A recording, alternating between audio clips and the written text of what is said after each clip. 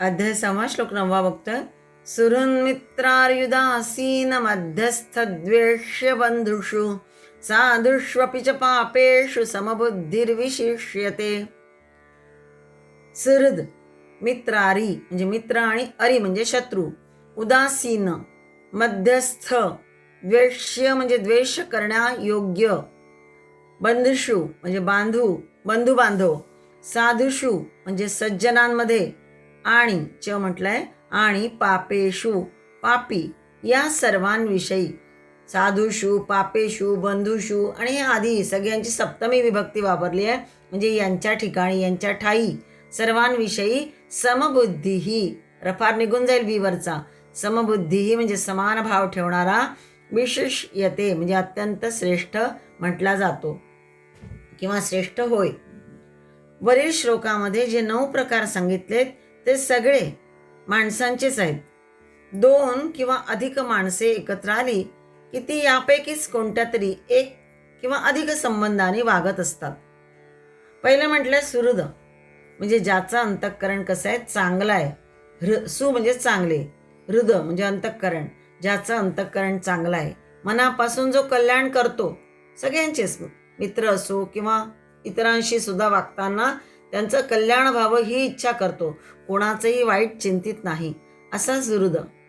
दुसऱ्याला दुःख देणे ज्याच्या मनात पण येत नाही, म्हणून त्याला सुहृद असं म्हटलंय.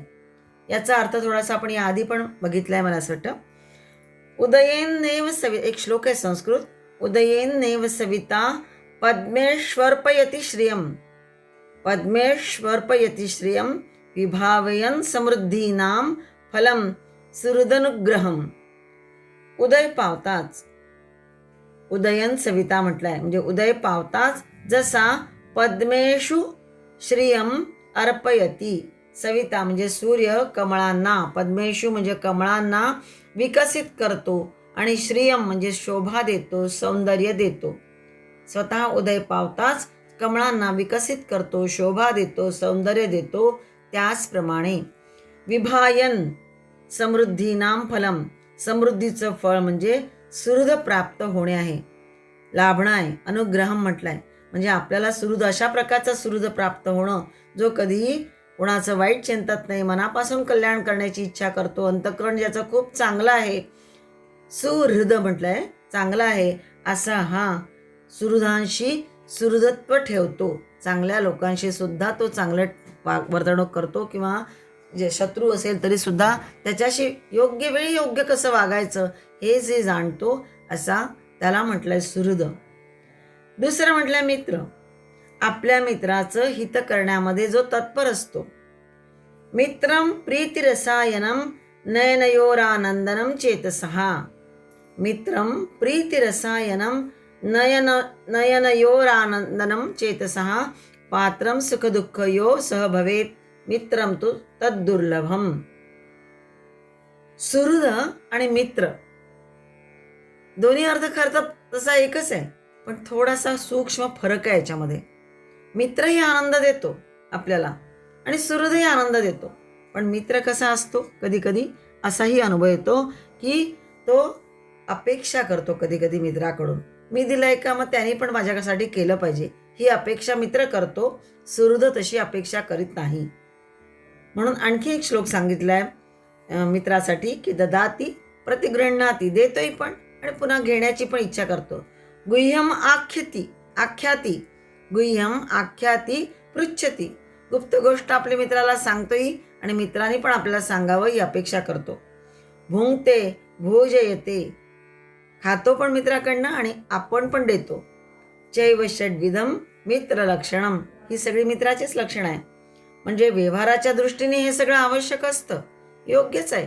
कारण जसं आपण व्यवहार दुसऱ्याशी करू तसं लोकांनी आपल्याशी तसा व्यवहार करावा ही अपेक्षा असणं हे योग्य आहे. पण तरीही योगी मात्र कसा असतो, मित्रत्व आणि सुहृदत्व जाणून या दोन्हीतला फरक तो जाणतो आणि मग त्या दृष्टीने हा जो योगी असतो, युक्त झालेला असतो, हा मात्र वागताना कसा वागतो, समदृष्टी ठेवून वागतो. म्हणून म्हटलंय की हा सुहृदय पण आहे, मित्राशी मित्रत्व ठेवणारा पण आहे, पण तरीही सुद्धा फारशी अपेक्षा न करता सर्वत्र समदृष्टी ठेवतो. दुसरा म्हणजे अरी म्हटलंय. अरी म्हणजे शत्रू. घातपात अहित करणारा असतो शत्रू. कधी कधी त्या व्यक्तीच्या नकळत एखादी गोष्ट होऊन जाते.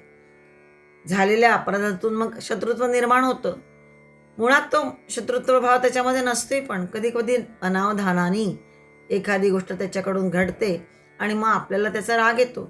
मग आपण त्याला शत्रू मानायला लागतो, पण जाणून बुजून ती गोष्ट केलेली नसते आणि म्हणून त्याला क्षमा करण्याची वृत्ती या युक्त पुरुषाकडे, योगी पुरुषाकडे असते, की झालं असेल तसं, घडलं असेल त्या ठिकाणी, म्हणून तेच ते धरून ठेवायचं नाही.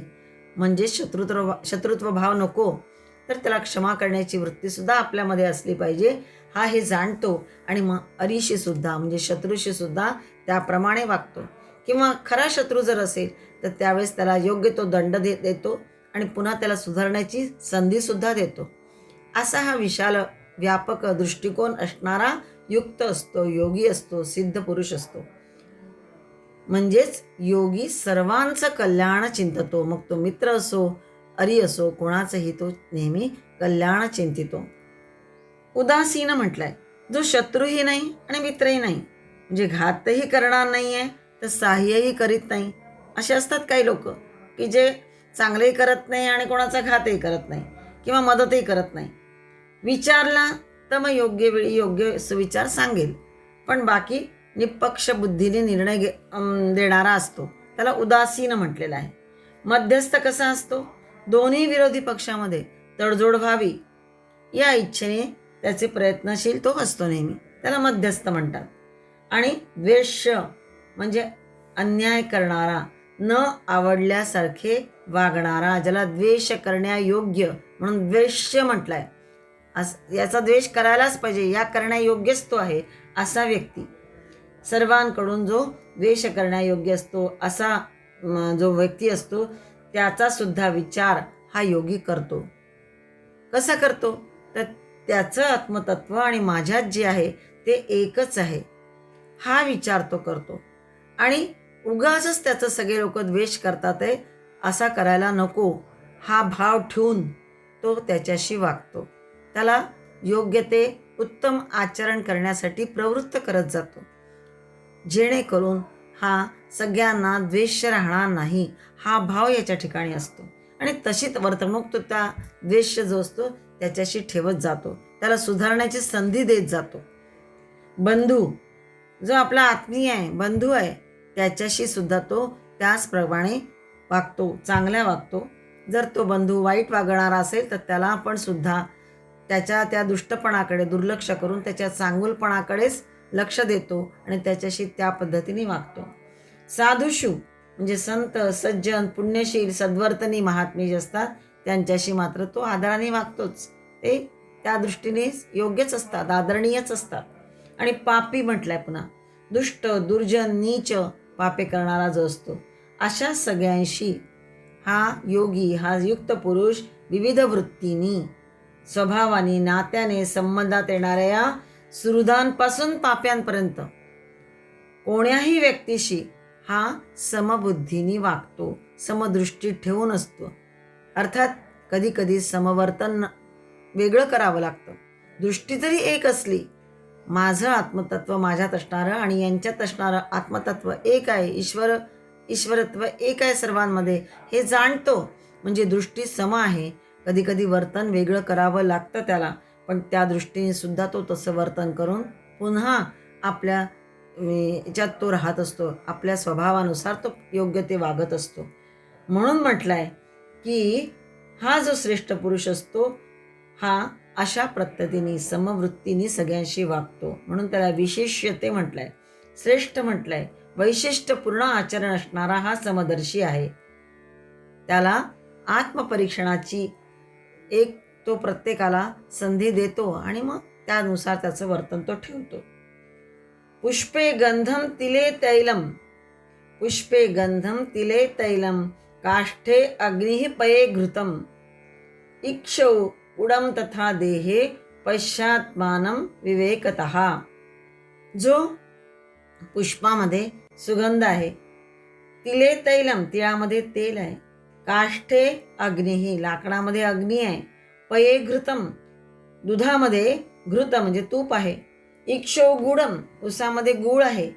तथा देहे पश्य आत्मानं विवेकतः, तसेच जर आपण नीट बघितले तर प्रत्येक देहामध्ये ते परमतत्व आहेच.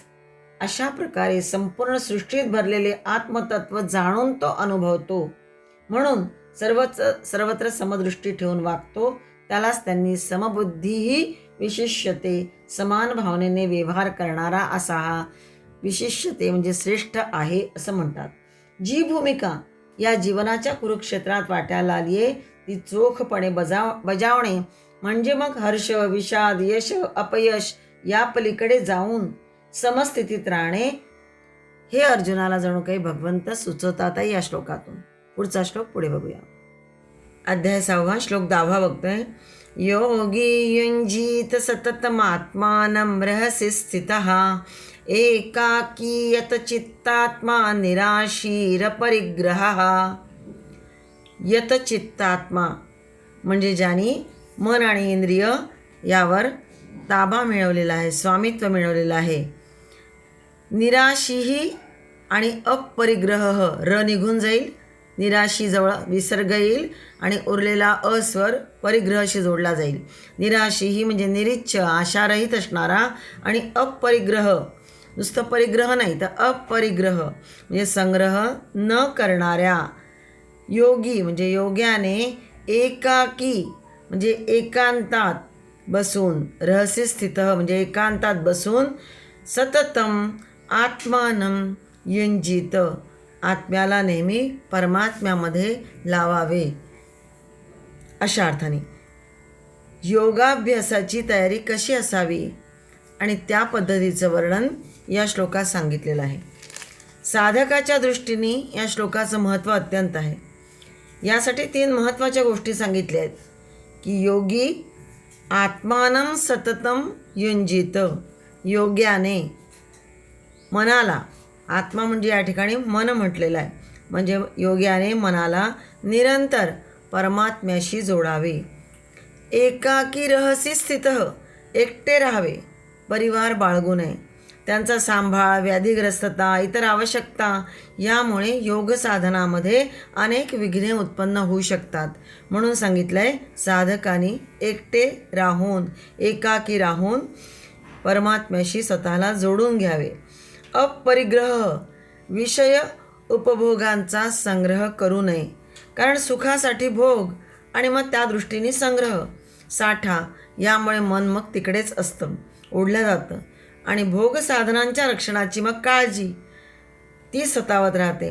म्हणून म्हटलं आहे की परिवारही वाढवू नये आणि एकटे राहून, एकाकी राहून स्वतःचं मन त्या परमतत्वाशी जोडावे. योगी युंजीत म्हटलं आहे आणि सततम हा शब्द जास्ती महत्त्वाचा आहे. पुढे म्हटलं आहे अर्थात अधिकारी जो योगी आहे याने गुरुच्या परंपरेने चालत असलेल्या आश्रमामध्ये राहून अभ्यास करावा. एकटे राहावे हे जरी म्हणत असलं तरीसुद्धा गुरुच्या सान्निध्यात राहून, परंपरेने चालत आलेला गुरूंचा जो आश्रम असेल त्या आश्रमात राहूनच अभ्यास करावा, म्हणजे मग योग्य मार्गदर्शन मिळेल.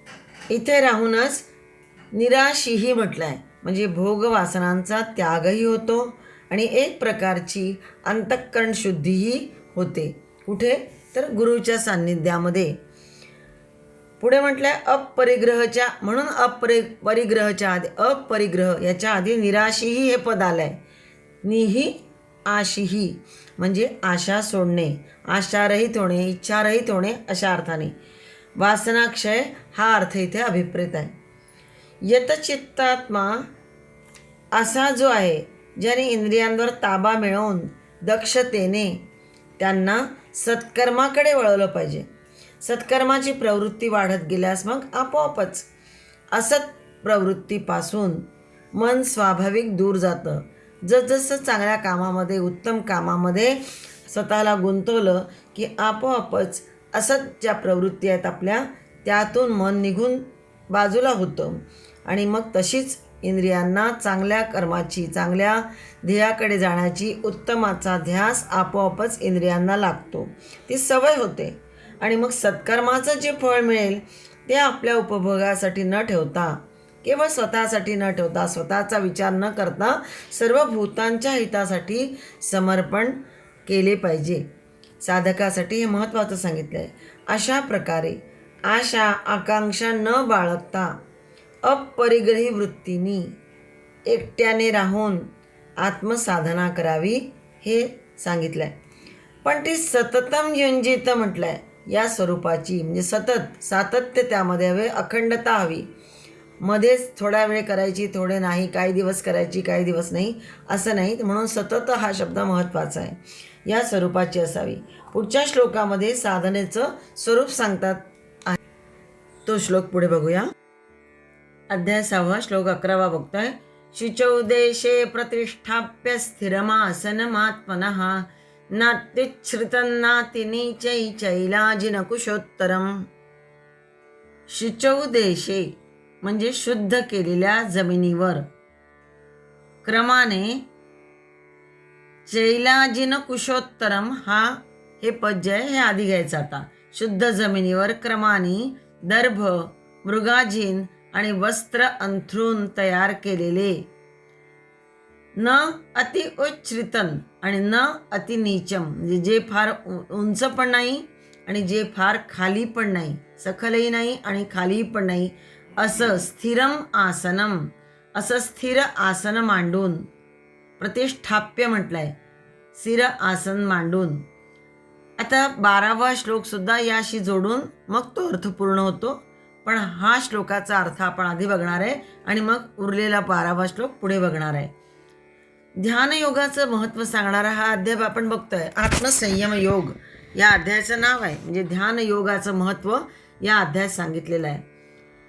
आता शंका अशी येते की अर्जुनाला कुरुक्षेत्रावर लढण्यासाठी आला असताना ध्यानयोग सांगण्याची काय आवश्यकता? अर्जुन तर पूर्वीही युद्ध करीतच होता, पुढेही युद्ध करणारच आहे. या युद्धप्रसंगी फक्त स्वजनांशी गुरुजनांशी युद्ध करून रक्तलांछित भोग भोगणे म्हणजे पाप लागेल हा विचार अर्जुन करतोय. त्यामुळे भगवंतांनी कर्मयोग सांगितला. कारण त्याचं कर्तव्य कर्म, सहज कर्म, तो क्षत्रिय असल्यामुळे लढणे हाच त्याचा क्षात्रधर्म. म्हणून अर्जुनाला कर्मयोग सांगणं आणि मग उत्तिष्ठ युद्धाय कृतनिश्चय सांगणं हे बरोबर होतं. पण हा जो ज्ञानयोग सांगितला, जो सांख्ययोग आपण दुसरा अध्याय बघितला, किंवा आता हा 6वा अध्याय जो आत्मसंयम योग, ज्याला ध्यानयोग असंही म्हणतात, हे युद्धप्रसंगी का सांगतायत? अनेक प्रश्न आपल्यासारख्यांना पुन्हा पुन्हा पडतात. अर्जुनाची मनस्थिती झाली आहे दोलायमान आणि त्याला आपले कल्याण कशात आहे हे जाणून घेण्याची इच्छा झाली आणि म्हणून तो पुन्हा पुन्हा विचारत होता की यत् श्रेयस्यान् निश्चितम ब्रूहि तन्मे. दुसऱ्या अध्यायात त्यांनी म्हटलं, 5व्या अध्यायात म्हटलं, 3ऱ्या अध्यायात तेच म्हणाला की जे काही माझ्या कल्याणाचं आहे ते भगवंता आपण सांगावे. अर्जुना, हे कृष्णा आपण सांगावे. तोपर्यंत त्याला हा भगवंत आहे याची अजून जाणीव झालेली नाही आहे. त्यामुळे हा आपला सखा आहे, आपला कोणीतरी योग्य मार्गदर्शन करणार आहे एवढंच त्याला माहिती आहे. म्हणून तो म्हणताय की माझं कल्याण कशात आहे हे कृष्णा, ते मला तू सांग. ते जाणून घेण्याची माझी इच्छा आहे. आणि म्हणून जे श्रेयस्कर मार्ग आहेत, जे कल्याणाकडे नेणारे मार्ग आहेत, ते श्रीकृष्ण भगवंत पुन्हा पुन्हा अर्जुनाला सांगतात आहेत. मग त्यामध्ये दान आहे, तप आहे, स्वाध्याय आहे, प्राणायाम म्हणजे मनाची स्थिती कशी ठेवायची त्यासाठी प्राणायाम सांगितला. आता हा ध्यानयोग सुद्धा यासाठी सांगितलेला आहे. हे सांगणं जणू काही कर्तव्य होतं अशा अर्थाने. संपूर्ण कुरुक्षेत्रावर हे सांगितलं असेल असं नव्हे, थोडक्यात त्याचा उपदेश केला असेल. पुढे व्यासांनी, आपण पहिल्या प्रार्थनेत बघितलंच आहे की व्यासांनी हे पुढे ग्रथित करून विस्ताराने त्याचा आपल्याला अर्थ सांगितलेला आहे. गीतेनी कल्याणकारी साधने कोणती आहेत ती या पद्धतीने सांगितली की माणसाचं कल्याण कशात आहे. कुठल्याही कर्तव्य कर्मामध्ये मन कसं हवं, स्थिर हवं असतं, शांत हवं असतं. साधकाने कोणतेही कर्म समोर असल्यास मग ते साम्य बुद्धीने केलं पाहिजे. कुठला योग साधायचा असेल तर जो साधक असतो योग मार्गावर जात असताना त्याचं चित्त स्थिर हवं, मन शांत हवं आणि त्यासाठी त्याला साम्य बुद्धी सुद्धा त्याच्याजवळ लागते. समभावनेने केलेले कुठलेही कर्तव्य कर्म मग कल्याण मार्गाकडे नेत असतं हे सांगायचंय. 3 श्लोकामध्ये इथून या श्लोकापासून पुढचे आणखीन 2 श्लोक अशा 3 श्लोकांमध्ये चित्त शांत होण्यासाठी ध्यान योगाचं वर्णन आहे. आणि त्यातील हा आता पहिला श्लोक तो बघू की ध्यान योगासाठी प्रथम आसन कसं हवे ते या श्लोकात सांगितलेलं आहे. की मन चित्त शांत करण्यासाठी स्थिर करण्यासाठी माणसाला जो ध्यानयोग करायचा आहे, परमात्म्याशी स्वतःला जोडून घ्यायचं आहे, चित्त जोडून घ्यायचे आणि समत्व भावना स्वतःमध्ये कशी यावी यासाठी जो ध्यानयोग सांगितलेला आहे त्यासाठी आसन कसं लागतं ते वर्णन आता या श्लोकात आहे. या श्लोकात पहिला शब्द काय आहे? शुचौ देशे, म्हणजे जमीन कशी हवी? शुद्ध हवी. शुचौ म्हणजे शुद्ध. भूमीची शुद्धी 2 प्रकारची होते, 2 प्रकारांनी होते भूमीची शुद्धी. एक म्हणजे स्वाभाविक असं जे शुद्ध स्थान असतं, जसं गंगा इत्यादी नद्यांच्या ठिकाणचे तीर किंवा अरण्य किंवा तुळस आवळी पिंपळ इत्यादी पवित्र वृक्षांजवळील स्थान, त्याला त्यांनी स्वाभाविक स्थान म्हटलंय. हे कसं असतं? शुद्ध असतं. दुसरं आहे शुद्ध केलेले स्थान. स्वाभाविक झालं, आता शुद्ध केलेले. शुद्ध केलेले म्हणजे कसं? तर जसं भूमीला जमिनीला गोमयानी म्हणजे शेणाने सारवून पाणी शिंपडून शुद्ध करणे. ज्या ठिकाणी माती असेल त्या ठिकाणची वरच्या भागाची 4-5 बोटे मातीचा थर कमी करून भूमीला शुद्ध केले जाते. अशा मग स्वाभाविक स्थानी किंवा ह्या शुद्ध केलेल्या अशी सांगते त्या शुद्ध केलेल्या स्थानी त्यांनी सांगितलंय की अशा स्थानी मग लाकडाचा किंवा दगडाचा एक चबुतरा म्हणजे ज्याला आपण ओटा म्हणतो तसा तयार करावा. याचाच भाग थोडासा पुढचा दुसऱ्या ऑडिओत बघते, कारण हा मोठा झाला की मग जात नाहीत, म्हणून आपण पुढचा भाग बघू त्यातलाच या श्लोकाचा. आधी बघितलं आपण शुचौ देशे. आता दुसरं सांगितलंय चैलाजिन कुशोत्तरम. खालच्या ओळीतलं शेवटचं पद आधी घ्यायचं. स्थान शुद्ध केल्यानंतर चैलाजिन कुशोत्तरम. चैल म्हणजे वस्त्र, अजिन म्हणजे मृगाजिन.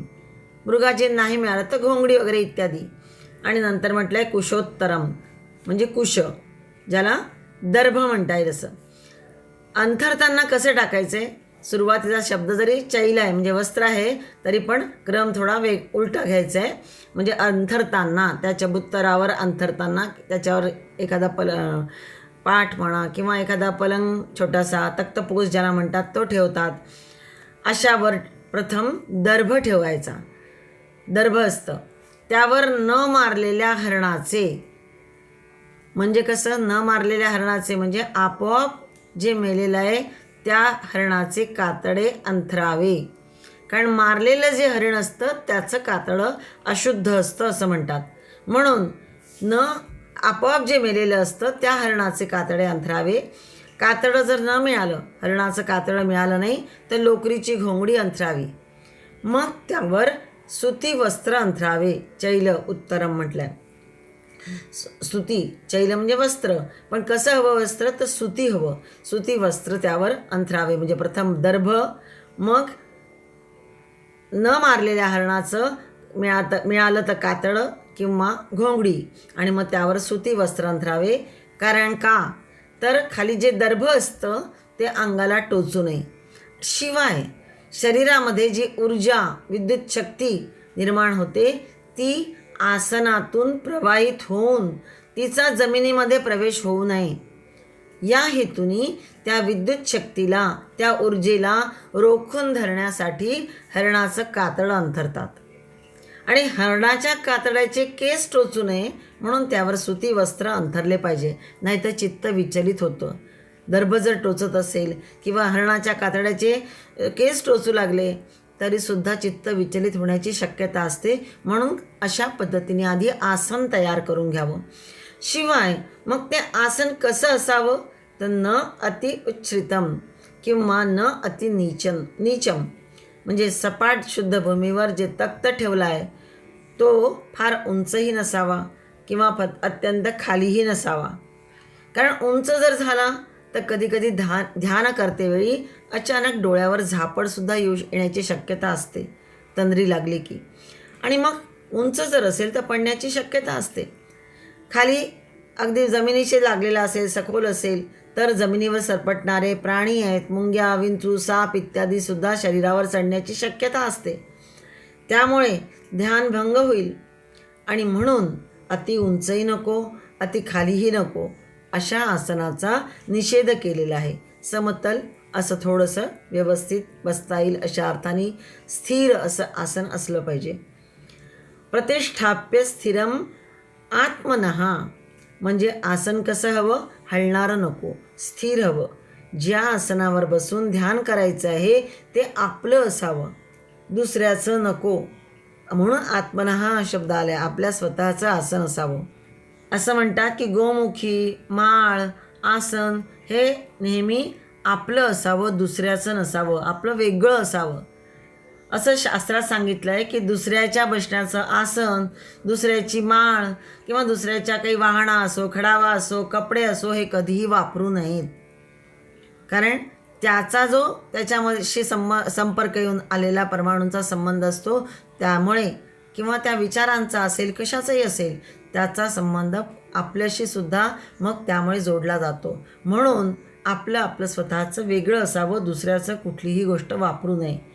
पुण्यात्मा, संत, महात्म्यांच्या आसनावर सुद्धा बसू नये, कारण त्यांचे आसन, वस्त्रादी इत्यादींना सुद्धा पायाने स्पर्श करू नये. थोडंसुद्धा पायाचा स्पर्श तिथे लागू नये, नाहीतर मग त्यांचा अनादर केल्यासारखं होतं. म्हणून अशा प्रकारे सगळे नियम पाळून ध्यानयोगासाठी केलेलं आसन कसं असावं हे आता या 10व्या श्लोकात सांगितलेलं आहे. 2 हे ऑडिओ आपण बघितले याच्यामध्ये. आता पुढचा श्लोक जो आहे 12वा तो यालाच जोडून आहे, पण पुढे बघूया.